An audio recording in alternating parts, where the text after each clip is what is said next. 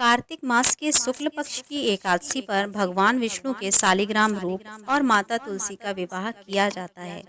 कई लोग द्वादशी तिथि पर भी तुलसी विवाह करते हैं। तुलसी भगवान विष्णु को अति प्रिय है। तुलसी के बिना भगवान विष्णु भोग स्वीकार नहीं करते हैं।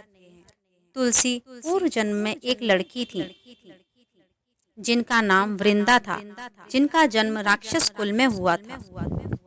राक्षस कुल में जन्मी यह बच्ची बचपन से ही भगवान विष्णु की भक्त थी।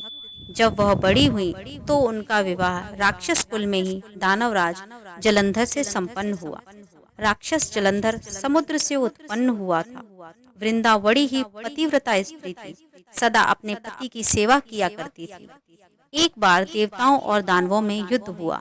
जब जलंधर युद्ध पर जाने लगे तो वृंदा ने कहा, स्वामी, आप युद्ध पर जा रहे हैं। आप जब तक युद्ध में रहेंगे मैं पूजा में बैठकर आपकी जीत के लिए अनुष्ठान करूंगी। जब तक आप नहीं लौट आते मैं अपना संकल्प नहीं छोड़ूंगी। जलंधर तो युद्ध में चला गया और वृंदा व्रत का संकल्प लेकर पूजा में बैठ गई।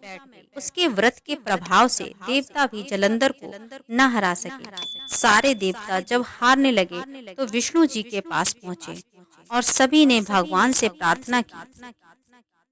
भगवान बोले, वृंदा मेरी परम भक्त है, मैं उससे छल नहीं कर सकता। इस पर देवता बोले कि भगवान, कोई दूसरा उपाय हो तो बताएं, लेकिन हमारी मदद जरूर करें। इस पर भगवान विष्णु ने जलंधर का रूप धरा और वृंदा के महल में पहुंच गए। वृंदा ने जैसे ही अपने पति को देखा तो तुरंत पूजा में से उठ गई और उनके चरणों को छू लिया।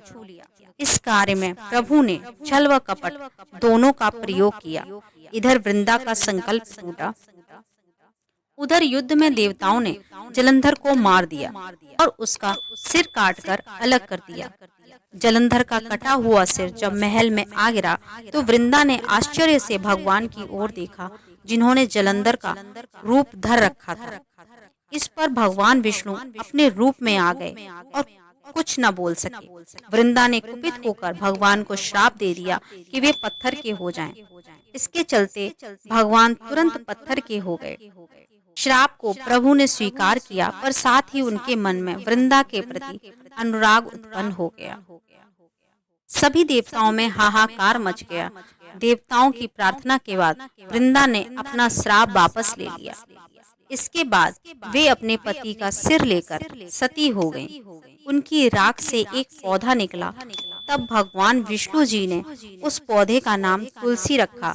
वही वृंदा तुलसी रूप में पृथ्वी पर उत्पन्न हुई व भगवान शालिग्राम बने और कहा कि मैं इस पत्थर में भी रहूंगा, जिसे शालिग्राम के नाम से तुलसी जी के साथ ही पूजा जाएगा।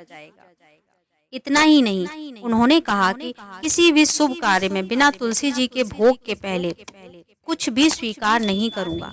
तभी से ही तुलसी जी की पूजा होने लगी। कार्तिक मास में तुलसी जी का विवाह शालिग्राम जी के साथ किया जाता है।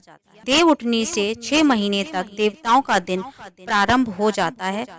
साथ ही देव उठावनी एकादशी के दिन इसे तुलसी विवाह के रूप में मनाया जाता है।